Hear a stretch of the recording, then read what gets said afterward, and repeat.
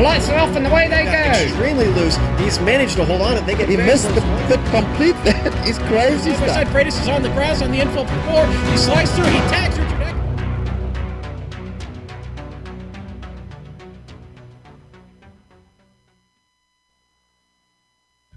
An iconic race car deserves an iconic corner, and though real life never afforded the Lotus 49 the opportunity to slither through the corkscrew, thanks to iRacing's virtual world, it'll happen.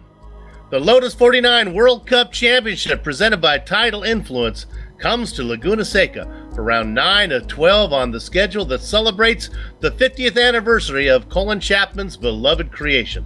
And all the action from Green Flag to Victory Donuts can be seen live as it happens here on the Global Sim Racing Channel. From the Golden State, welcome to GSRC's Countdown to Green. I'm Bill Soups On. With me in the booth is our Lotus 49 aficionado, Joe Peak.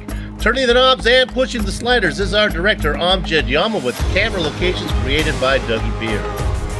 If you brought cyberspace into your place, then over the next 10 streamy award-worthy minutes, GSRC will bring you all the storylines, all the stats and facts you'll need to fully appreciate the 24 laps of simulated retro open-wheel racing that will be streaming your way.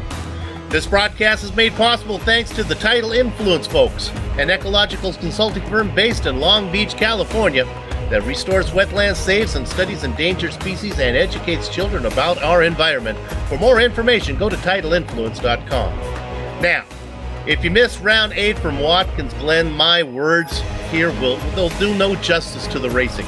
It was clearly the race of the season so far, with Mick the Quick Claridge, Michael Dudignon, and Ovre Trengray slugging it out the whole way, all race long, in a race-long dogfight. In the end, it was Claridge getting the best of Dudignon and Trengray, but the real winner was, well, it was the race fans. And so, Joe, as we leave New York and come to my home state of California, Now, my booth preparation for this event included watching GSRC's coverage of the Lotus 79 Classic Team Championship that was held at Laguna Seca just last week. I think I learned nothing, as it was kind of comparing Jack Nicholson's Joker to Heath Ledger's Joker. Both were great, but other than the name, they had little in common. Thanks, Bill. And, I think just like the Joker being played by multiple people, there's going to be some overarching themes and similarity that Laguna Seca brings out in all race cars. This track has an incredible variety of corners, from slow to fast, narrow to wide, bank to flat, and that means it really reveals the weaknesses of any driver or car that tackles it, old or new. But that variety is a bit surprising, considering it's all enveloped in just 2.2 miles of track and a scant 11 corners. As you'd expect, that makes this track very technical and offers little in the way of passing opportunities. But like most classics, what it lacks in passing zones, it makes up for in character and the sheer challenge of the course itself. The dizzying elevation changes take you for quite a ride. Even though we're in the middle of the desert, there's still some gorgeous scenery and viewpoints along the way, and all of this comes together to make this a very divisive track. Some love it, some hate it. However, everyone will be dealing with the same circuit today, so it's down to the drivers to make the best of it. And to see just what the drivers have to work with, let's head to the GSRC lap guide.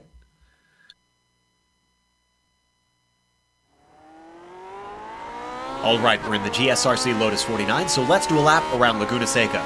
Turn 1 is actually a turn in this car. You need a big lift to get over the hump, but make sure to keep it planted so that you can confidently get on the brakes down into the end ready hairpin. It'll be very easy to lose the rear under braking, or just come in too hot and slide wide. Square off the exit and then try to get the car off to the left for the entry to turn 3. After that, you've got a short burst to turn 4, which will need a dab of the brakes. This is a corner where it'll pay off to be able to get to the power early. Anyone who can't find traction will be susceptible down into turn 5, where passes are likely to be attempted. But this uphill bend will punish your lap times if you don't keep it tucked in nicely to the apex. Once again, get on the gas as soon as you can to keep your momentum uphill. Then, the treacherous turn 6 needs a big stomp of the brakes, a smooth turn in, and a prayer. Since we're still trudging uphill, you guessed it, get onto the power quickly. Be wary of the car breaking loose on this climb though. Set up to the left and brake super early to get it woed up over the blind crest into the corkscrew. The compression at the bottom allows you to put your right foot down sooner than you'd expect, but you don't get much of it. Rainy curve needs a big lift to get the nose to tuck in the late apex. Then switch sides and slow it up for turn 10. Another corner with lots of banking, it pays to keep it all the way to the inside. Then you've got your last good chance for a pass, the final hairpin. Ideally though, you'll want to make sure and not sacrifice your corner exit because of the very quick front stretch. Hopefully you kept it all together and have finished a lap around Laguna Seca.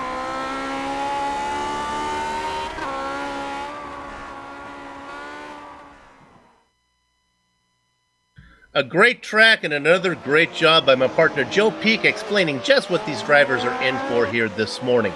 Now, let me explain what the drivers have been in for all season long as we look at the point standings. The top 3 drivers hold station. With 6 wins and 8 tries, the UK Mixed Claridge remains on top. Norway's Over Trengray, still chasing his first win, holds second. The Aussie Joshua Anderson has a win at Bathurst and is now joined in a tie for third by the season's only other winner, France's Michael Dugagnon, who jumps 3 positions. Michael Morrison drops to 5th for the USA. But the Drivers' Championship is only half the story. There is, of course, the Constructors' Cup, and it works this way. For each race, each nation's highest-scoring driver earns points for his home country. Don't be fooled by the lack of green and red arrows here. There's lots of excitement. Yes, the UK is well out in front thanks to Mick the Quick, but the standings just below are very interesting. Depth of talent keeps Australia in second, but by only 2 points ahead of Norway and 4 markers over the USA. And then there is France. With Dudagnon's success continues, do not be surprised to see the tricolor move up the chart. Now, Joe, we've talked about the track, looked at the driver standings and the Constructor Cup standings. How about we take a second and go over the series and race details? Absolutely. We are in round 9 of 12. We're really much in the thick of it at this point. And of course, we're racing the Lotus 49. These cars are open setup, so you can tweak them to your desire, although there's not a lot that you can do to them compared to modern race cars. But that also means there's no pit stops for fuel, as they've got the full fuel tank to work with, just like these cars did in real life going the entire race distance. In this case, that's only 24 laps, so not as long as the original Grand Prix used to be. They are only local cautions, so no full course yellows, since this is official iRacing road racing. And they do have an incident cap to worry about. 17 incidents, and you will be disqualified. That's if you put the car off track, touch another car, touch the wall, or spin. You get an incident point. 17 and you're out. Now, they have no fast repairs. If you have any damage on this car, it won't be as big of a deal aerodynamically around this track, but you really want your handling to be whole. Now, the points that they're scoring, Bill, is going to be the same as 1967, down to 6th place, where you get a single point for 6, 9 points for a win. And then, of course, the weather today, let's take a look at that. Looks like 67 degrees air temperature and 76 degrees track temperature. This must be in the thick of winter in California, because I don't think the California desert sees that very often. Not really up there, although it is a little bit northern. It's Northern California. Let's go ahead and talk about some of the drivers who are here, but one driver who is not here is the Frenchman, Michel Dudignan, Joe. Yeah, and that's a little bit disappointing. He really came in and shook things up. He gave Mick a run for his money. Not that Ove Trangarade hasn't been putting the pressure on, it just doesn't seem to have the legs most week to keep Mick under serious pressure. So I think it's going to be up to Ove to see if he can topple him, especially based on what we're looking at with qualifying right now. I'll tell you who has really come to form, though, Michael Morrison. I have been impressed with the way he has found pace as this season has gone on. And then all of you who watch the Watkins Glen broadcast, well, if you haven't, go ahead and take the time to watch it. Some of the best racing you'll want to see. A driver that really put on a good show was Bruce Nelson, although he had some technical issues there. He had hardware failure that took him out of the race. But he was running right up front with those three guys, Claridge, Dudignan, and Tengrade the whole time. So keep an eye on him, currently sitting in 5th position. As qualifying looks to be just about done right now. It's a little small group here. There's about 20 drivers here. 18 were able to put in qualifying time. So we can bring those up right now, and we'll run these down. Sitting on the front row, it's going to be Mick the Quick Claridge, just inside of his rival, Ove Trangarade. Joe talked about Michael Morrison. Look for him to be inside of row 2. And then the Koala, A.J. Bear, sitting in 4th position. Bruce Nelson and Jack Olstad make up row 3. Row 4 is going to be Billy Bob Wright, and Simon Van Doon. And then finally, row 5, Orhan Jovanovic and Brett Rail. Frank Oosterhouse starts in 11th, followed by Ben Zocco in 12th. David French will start the race in unlucky number 13. Hideki Koivisto starts behind him in 14th, followed by Don Good in the 15th position. Andrew Ang will be starting the race on row 8 in 16th. Gary Anderson in 17th. Then you've got Jeroen Urso, not his best qualifying result. This is a tricky track, though, in 18th. And then 2 cars that did not put a time in, Robert Reynolds in 19th and Malcolm Creighton in 20th. There you have it, a nice full field of 20. And we'll see what they have for the Northern California track here at Laguna Seca. Sitting on the pole, it is Mick Claridge. Let's see if the Norwegian Ove Trangarade has anything for him right now. Sitting right behind him in the staggered row number 1. There's a nice shot. Look at that as we pan away. You can see all the cars lined up, ready to go. Sounds like the engines are revving, Bill. Oh, a jump. I think it was Trangarade who jumped the start. I could be wrong on that, but we'll have to wait and see. And we had a huge checkup for Michael Morrison in a car already spinning. It looks like that's Billy Bob Wright. A few more cars running off, more getting into them. Already a number of competitors having trouble in the first lap, even in the first corner, Bill. Stay with us. We'll come back and cover that in a minute. One of the drivers involved was Reynolds. Another also, little off from Bruce Nelson there. David French, Brett Ryle involved in that one. Some big names in that one. We'll come back and cover that in a minute. Meanwhile, out in front, it is Mick Claridge, and I'm going to stand by what I saw. I think I saw the Norwegian Ove Trangarade jump the start. Well, we'll know soon enough as they come around completing the first lap whether he takes to pit lane. Yeah, I'm pretty sure I saw some movement. You can sometimes get away with it, though. It all depends. Right now, though, he's very much under pressure from A.J. Bear, so even if he didn't get a black flag, his race is already looking like it's going to be intense. Drivers making first time through the corkscrew, thinned out a little bit because of the incident that we had on lap 1. There goes Trangerade. You were right. That's too bad. His bad news is going to be good news for Mick the Quick now, who's going to... Not only he didn't have the Frenchman to battle, and now Trangerade is out because of the jumping the start. That's going to move second place up to AJ Bear from Australia. What a great opportunity this is for AJ. He started in 4th. He's up to 2nd. He's not got it all his own way, though, because look at Michael Morrison really holding on to the back of him. Although Morrison's going to have his work cut out for him. Like I said earlier, Bill, it's so hard to pass here. Nice Labala spin from Van Doon, spins it. Looks like out of turn 3. Out of 3, yeah. The car is sideways. He's sitting there right now. Let's take a look at the replay. I'm guessing, oh, maybe on entry? Oh no, he lost it mid-corner, was trying to correct a slide, it looked like. He was running in 4th position. Now we're going to go back and look at the start. This is a lot of cars gone here. And I think this all started with Morrison checking up. I think he maybe got a little bit loose. I'm going to go back and see from my screen. I think. Oh, he got a horrible start is what it was, it looks like. And then behind them, unrelated to that, you can see Olstad got into it with Coevisto. Let's watch from Billy Bob's right's view. Yeah, there are actually, as we look on there are 2 unrelated incidents. So there's that one. Well, I think, well, no, yeah, I guess it looks like you're right. Billy Bob did maybe get a little loose all completely on his own, but with everybody so checked up, it was just compounded as he started to lose it. Cars were closer together, and it was more likely that he'd hit someone. Yeah, it was the driver. It was Jack Olstad, though, I think. If we take one more look at it, oh, we've gone back to live. Jack might have started in the wrong gear. He had a horrible start and fell back through the pack. So maybe some of these drivers will come in, give us a little post-race interview. We'll find out exactly what happened. Oh, and speaking of Jack, just had contact with Bruce Nelson coming out of 6. You don't usually make contact in open-wheel cars in that corner and come away from it. Let's watch on board from Jack to see what happened here. He was very close. He was hunting him down, looking for an opportunity. I think he did not expect Bruce to have this little off here and to check up so quickly. Ooh, they got lucky. Their connections maybe allowed them to glitch through each other a little bit. If those tires had met like that, both of them, I think, would have their day done. So let's go ahead and catch our breath and set the stage for you right now. Your leader out in front by almost 3 seconds. It's Mick the Quick Claridge, but a little bit more interesting going on for the battle for second. This is AJ Bear, who's being stalked by Michael Morrison. That's the order they've been running most of the way.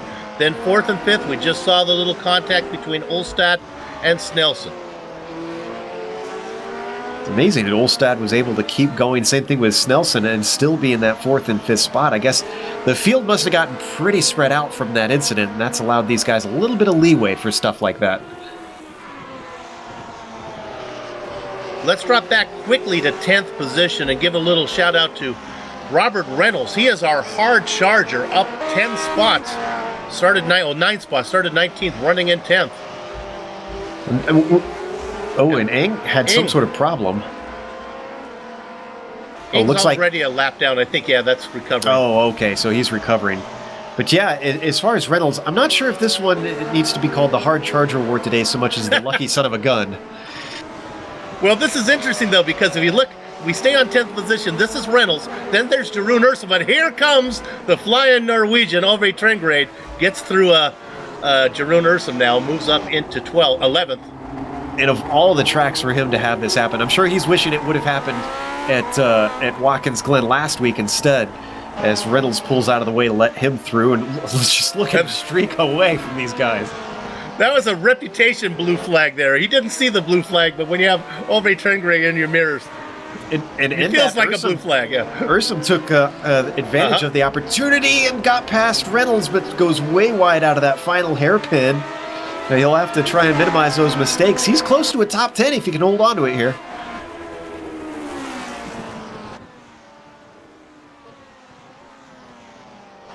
There you see Jeroen in his familiar pink-colored machine.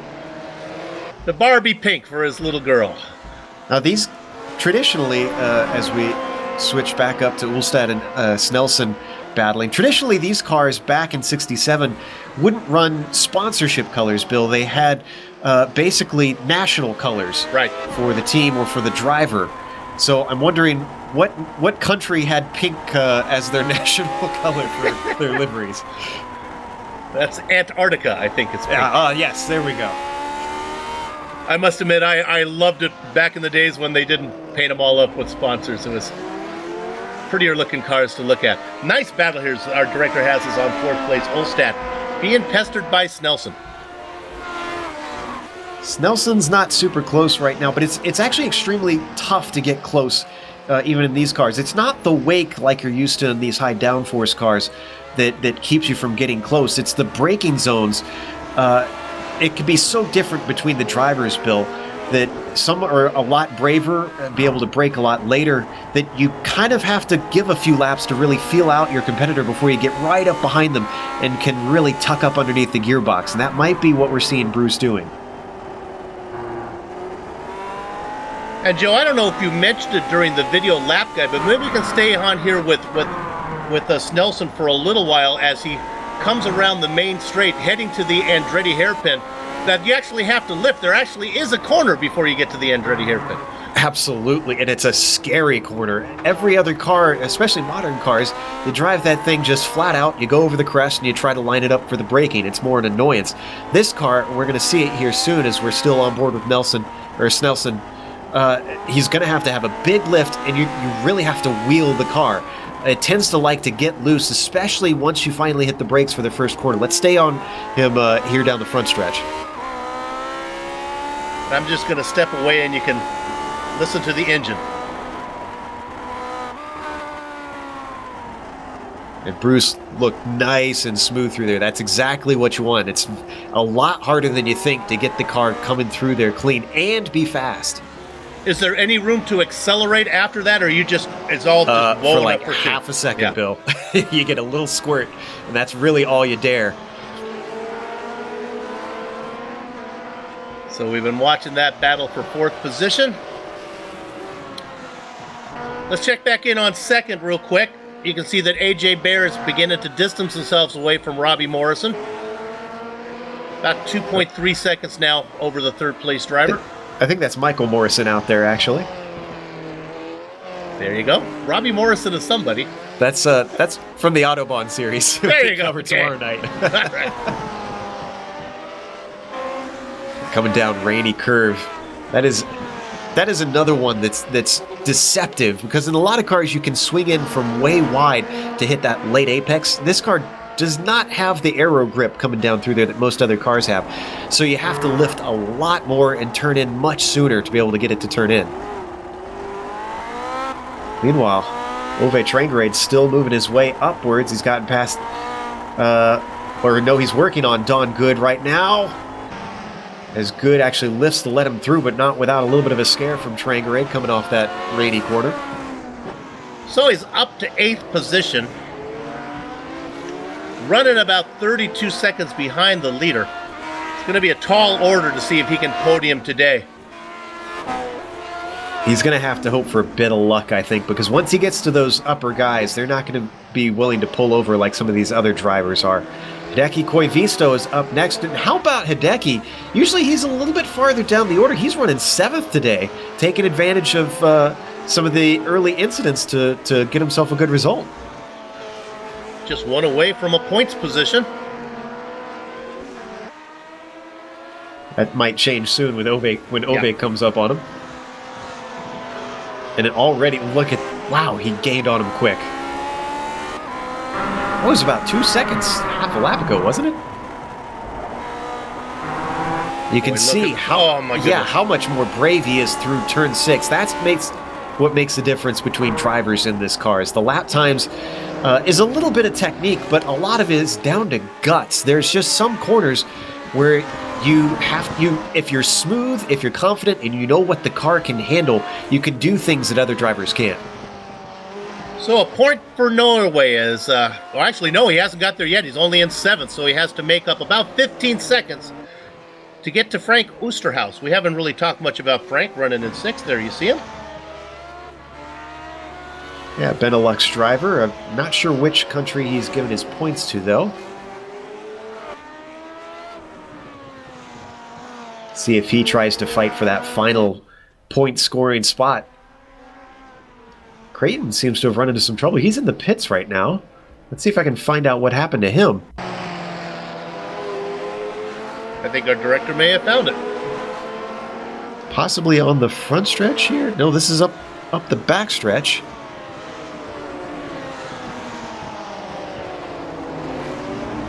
In here, and he had a little bit of an off, but what I found was he was running down the front stretch and just pulled to a halt before the hairpin.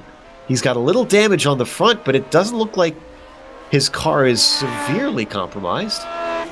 again, remember this is sim racing, so he's racing at home. Could be any of a number of things. And like I said, Bill, I can't understate I can't overstate, rather, I should say, how difficult this track is in this car. It's fun in this car. I love it, this combination.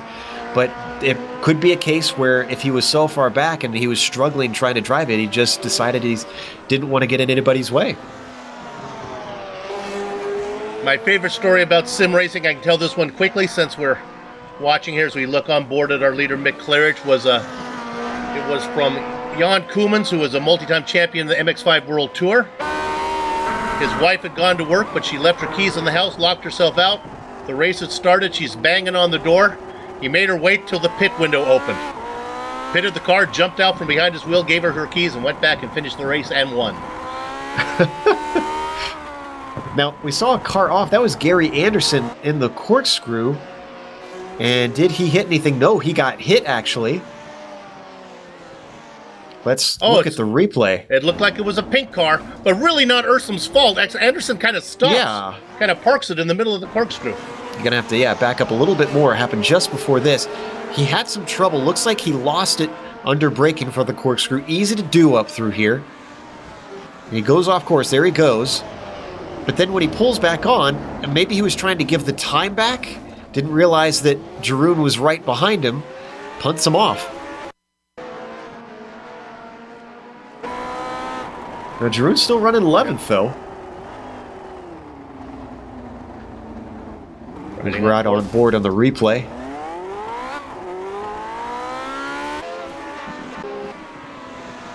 It's a good thing. I think they made these cars a little bit more strong than the real thing, Bill, because I'm pretty sure that's the radiator on the front, and if he had smashed into him that hard, I don't think Jeroen would still be going in real life.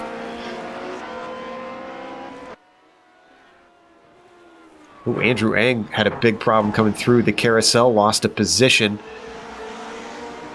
Now, one of our starters that unfortunately is going to be classified as in last place is the usual now front runner, I guess we should call him, as he's been pretty competitive, is Ben Zoko. Ben, it looks like that start was a little bit more chaotic than this series is used to.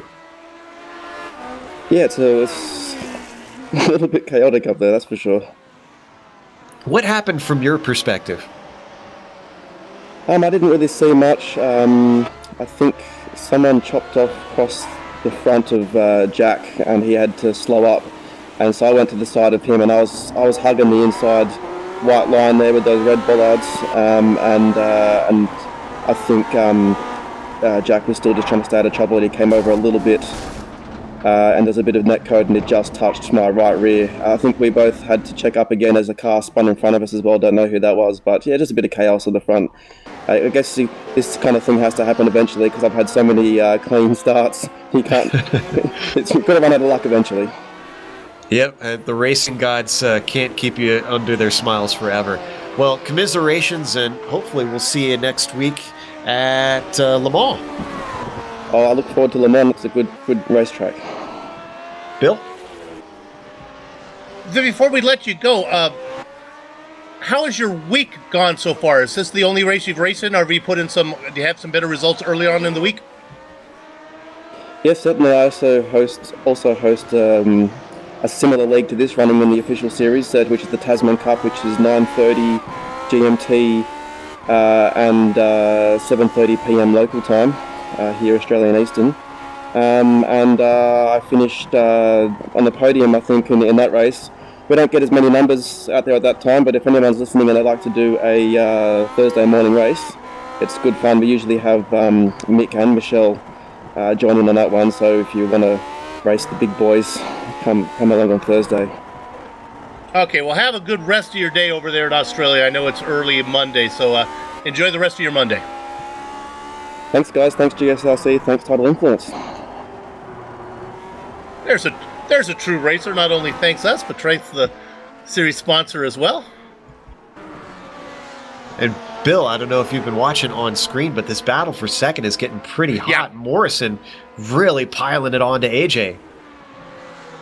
Yeah, now remember, AJ has distanced himself quite a bit. Now, over the last couple laps, the American has run down the Australian. He's right in there now. And this is the second race that we've covered with AJ up towards the front. Remember, he was running a very different car in the 79 at Bathurst. Another interval I've been watching is, you can probably watch it on your ticker when it goes by, is Oosterhuis now, that lead, which was once about 15 seconds, down to about 6, so over at Trengerade, looking to get that point. But we'll stay here. We'll stay on this Bear-Morrison battle. Best one on the track right now. Joe, where do you do it here at Laguna Seca? Good question. I wish I knew, because turn 5, I feel like, is a surprisingly good spot. We're going to see it here coming through 4. If you can get the traction out of here as we ride on board Morrison, there's a decent amount of braking here into 5, and it's the most straightforward. The reason I prefer this one over turn 1 is because, like I said, the braking into turn 1 is so marginal, and it's so easy to lose the car that you have to back up the brakes so much it makes the pass just almost impossible. You could maybe, if you were crazy, try it up here into the corkscrew. I really would not advise it, because I don't know how in the world you'd manage too wide. I think Jeroen Ursum's little girl's name is Freya. If you're watching, sweetheart, tell Daddy to make sure to fill the tank, as Jeroen has run out of fuel and his race is over. That sounds like a great way to help teach math to your kid. You know? How many multiplication? You need this many gallons per lap. So how many gallons of fuel do I need for this many laps?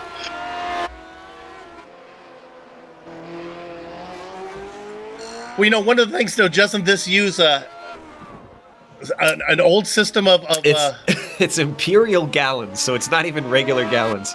I guess that's what the old British system was. I'm not sure how they differ from American gallons, but it's differentiated in the setup screen on iRacing. 10 laps to go here, as we have 15 in the books. Best battle still out there is this battle for second. Morrison's doing all he can do, but just can't quite get close enough. Like I said, it's so hard to close up unless you're very brave and you trust the driver ahead quite a bit. Okay, I've given these two enough time. Let's do a quick drop down to Ove Trengrade, who's ran that 15-second gap down. He's back by just a few. It won't be long till he gets this point-paying position here, as he's working up on Bojan Jovanovic. Bojan is a lapped car, so he'll probably get out of the way soon once he catches him. There we go. I apologize. It's Oosterhuis. It's about 2 seconds to get to Oosterhuis. And that's what Oosterhuis wants right now, is he wants that little bit of a buffer to help him out, slow down Ove a little bit. And beautiful job there by Bojan to just pull off to the side down onto Rainy Curve and let him through. Didn't really cost him too much time, although he had to go off the racing line.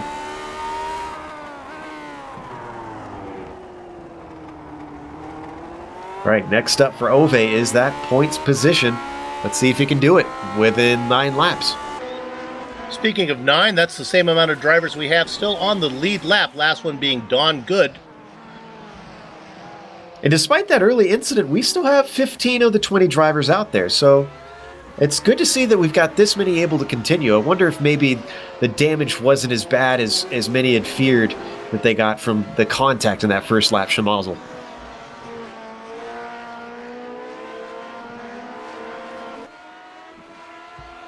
We're right on board with, we're looking at Frank there as they start. Here comes, you can see the Norwegian in the screen now.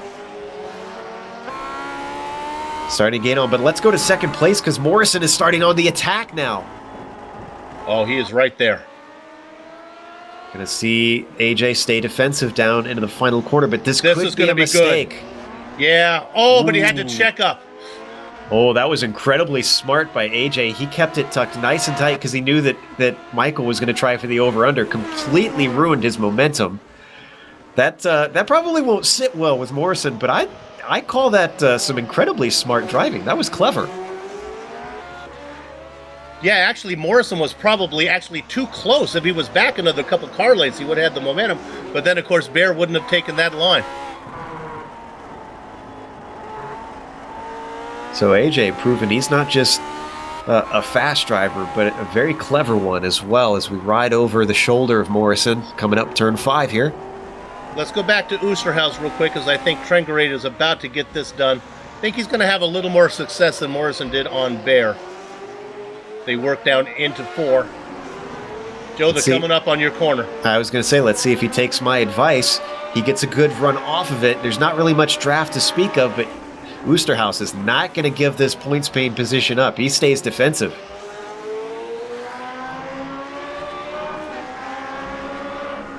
Oosterhuis up there took a nice defensive line, racing like a kidney stone, trying to be hard to pass. Gets a little bit loose through 6. I think that's going to open the door side by side as they head up to the corkscrew. Wow. Look at this. I'm impressed that they both managed to hold their line, stay out of each other, and get it woed up for that corner. Ove Trangerade into the points with a very brave move.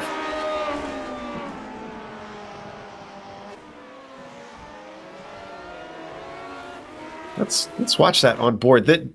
Here's what's scary. It's not just the braking here that you're going to see, Bill. We might have to back it up just a little bit more, but if we can go all the way up the hill with him. Yeah, here we go. The car actually can get loose on you up this straight. I mean, you're not, even though you're not turning, just something about the track, it just starts to wiggle, and there have been times where I've been flat to the floor, think I'm fine, and the car veers off into the wall. Yeah, I refuse to drive a car that gets loose when I'm going straight. That's just, they're asking too much of me. This is why the Lotus 49 community says, are you brave enough to drive this car? Well, let's go back up and look at second place Bear, because here we come up into 11 again. We'll see how this plays out. This is chapter 2. Yeah, he takes a little bit of a look. I think he's just trying to get into the mind of Bear. Bear was way off the apex, but he gets the grip off the corner, and that's the critical thing there. By the way, I think this race does have a leader, Bill. Yes, it does. Our contract calls for us to put the camera on the leader every so often, and it is Mick Claridge up ahead by 11 seconds. We stay on this. We're staying on this battle, though. Our director says, forget the contract. Let's stay here and watch these guys. AJ's using every bit of track. He took the wheel off just into the dirt. You can get away with that a little bit, but another little peak from Morrison down into 5. You can't. Again, there's no downforce here in this car, so when you put him off into the dirt like that, you're relying on the mechanical grip, which really isn't going to be there, and it makes it a lot more susceptible to spinning. We ride on board with Morrison. We don't need to go nowhere. I'll just tell you that Snelson is next up for Trengerade. He's got about 10 seconds to make up in 6 laps. That's a hard order. He's done some impressive stuff. I wouldn't put anything against Trangerade at this point. We'll mind that gap. Right now, the best battle up here, AJ Bear and Michael Morrison. All right, the director says we have to make sure we fulfill our contract. Let's look at our point leader, Mick Claridge. That interval, 11.3 seconds. Is there some damage on the front of his nose that I'm seeing? You know, he had some lap traffic to deal with. Remember, there's only 9 cars on the lead lap, so might have picked some up somewhere. Oh, and you know what? Remember, we saw Simon Van Doon having some trouble. We thought maybe they lost control. Well, it looks like it was a mechanical issue. His pedals gave up the ghost. At least that's his story, and he's sticking to it. I know, I'd believe him on that. I thought it looked like a very weird place for him to lose control of the car. So looking at the battle for a second, now Bear's starting to stretch it out a bit. Yeah, I think Bear's got the fire lit under him. He's starting to minimize the mistakes and pull away from Morrison. Oh no, Morrison got I think he got 17 incidents here. That or he had an internet connection problem. He is gone. He's gone to the Twilight Zone. I'm watching him to see if he actually had... I don't think he went off track. So I think it was an internet connection problem. Yep, I was watching it too. He looked pretty clean going there. That's a mechanical failure. That's iRacing's versions of racing luck. I tell you what, though, Jack Ulstead is probably wondering how in the world he got onto the podium at this track. There you go. Let's give Jack a little love. Started in 6th position, so he wasn't super far back, but man, everything has just been handed to him so far. Trengere, Morrison, all out of the picture. And he's got around on the track Bruce Nelson. That's the one he did himself.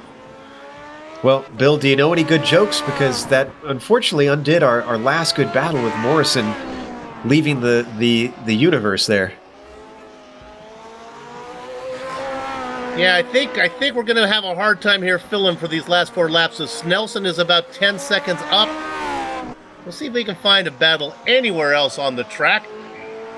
While we go through the field, we got about 4 laps to do it. We got some time to give people a little bit of air time. Tell you what, let's alternate. I'll take the first one. Mick Claridge out in front by 11 seconds. Joe? AJ Bear's been running in 2nd. He withstood the pressure. Let's see if he can bring it all the way home because he's only got 10 seconds over the next place car.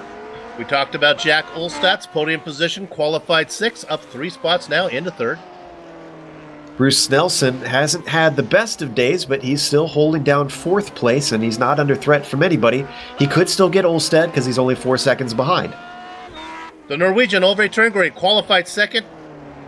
Jumped the start, had to go all the way back, has worked his way up through the field. Looks like he's going to get a 5th place finish when it's all said and done. Frank Oosterhouse in 6th was probably worried he wasn't going to get points today, but if he can just bring it home, he could still get that one lone point now that Morrison's leaving the world has boosted him up 1 more position.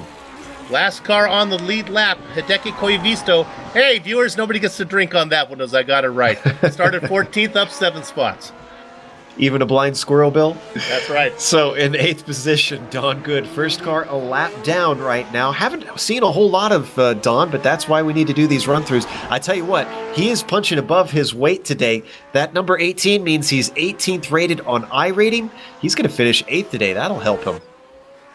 Here's a guy with even a 19 on here, and of course I'm talking about Robert Reynolds, currently 2nd car 1 lap down, running in 9th position.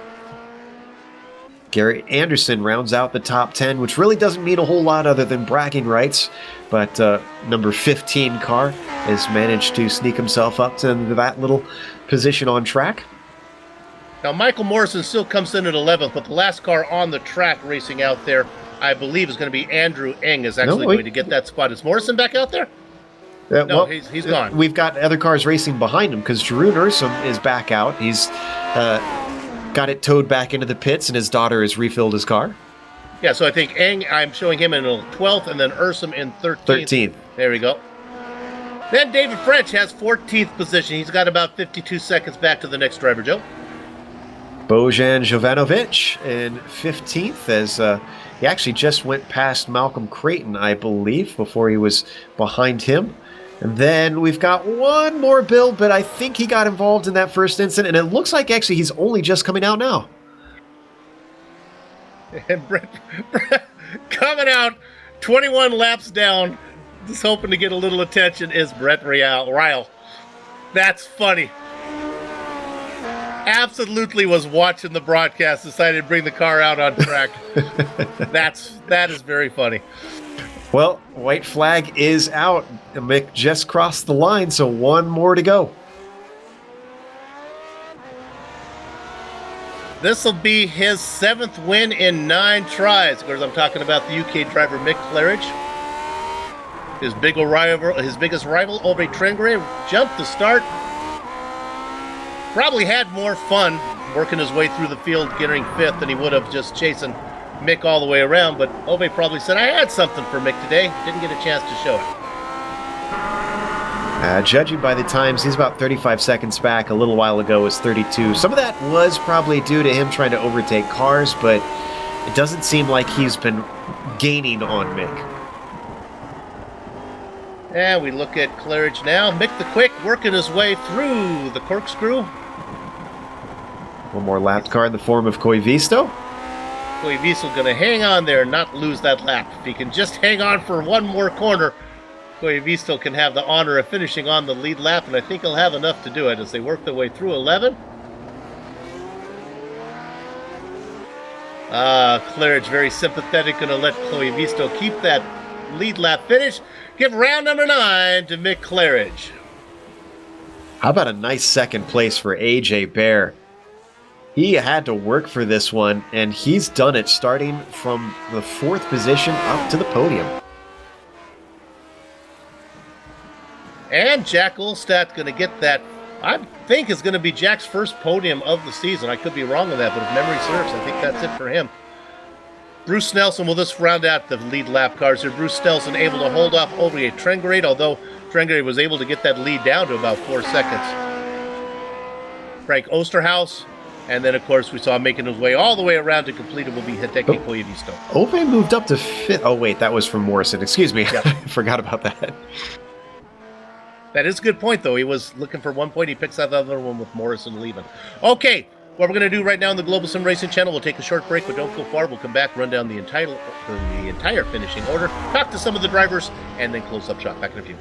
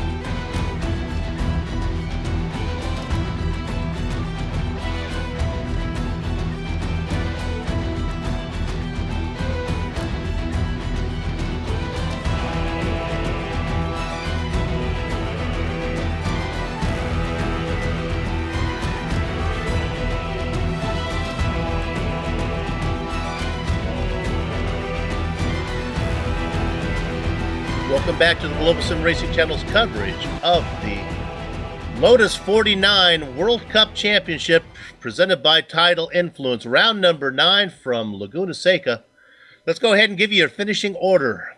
Winning would be his 7th in 9 tries is Mick Claridge. Second place goes to AJ Bear, as both those drivers went wire to wire, first and second. Jack Ulstad worked his way up from 6th to 3rd, had a horrible start. Maybe he'll come in and talk to us about that, as he had trouble finding the gear off the grid. Bruce Nelson picks up 1 spot up into 4th position. Ulrich Trengrade, another problem on the start. He jumped it, went all the way back, brought it back up into 5th position. And Frank Osterhaus gets the final point-paying position in 6th. Last car on the lead lap, Hideki Koivisto in 7th. Then 2 cars 1 lap down goes to Don Good and Robert Reynolds. And then rounding out your top 10, Gary Anderson. Joe?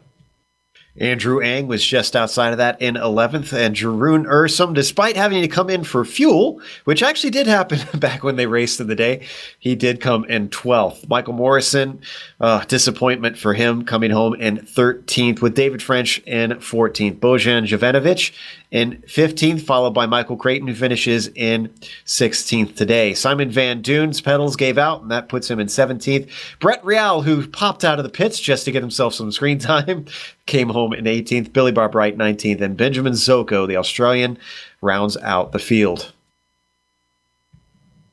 Okay, let's go ahead and talk to a driver who was, boy, he was having a good race. He was running in 3rd, was all over the back of AJ Bear until he went to the twilight zone. I'm talking about Michael Morrison. What happened? Yeah.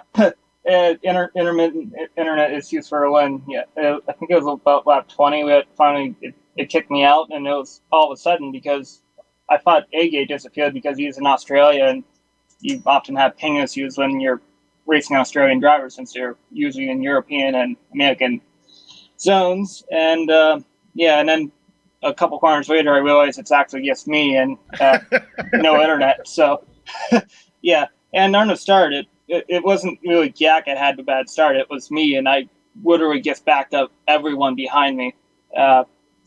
What happened was I was reacting to Uva's false start, or stopped myself from reacting to Uva's false start. So I hit the throttle once, backed off the throttle, and then tried to get back into a throttle again. And when I got it into it on the axle start, at the axle green lights, I just spun the tires. The worst I've had spun the tires in this car. And I was just barely able to get it rolling. It was that bad. And unfortunately, it caused a lot of issues for everyone behind me. And by the time I got back around, it looked like half the field was in the pits. So I feel, my apologies for anyone who got caught up into that. So, yeah, it wasn't a great start, but like you said, it was a pretty good race. Yeah, honestly, here we are in round number 9. We haven't seen anything like that. That's part of racing. That's going to happen. Let's talk about your battle with AJ there for a while it lasted. Where did you think you were going to get a spot? Maybe in turn 5 you could get him, or we saw you do some stuff in 11, that final turn.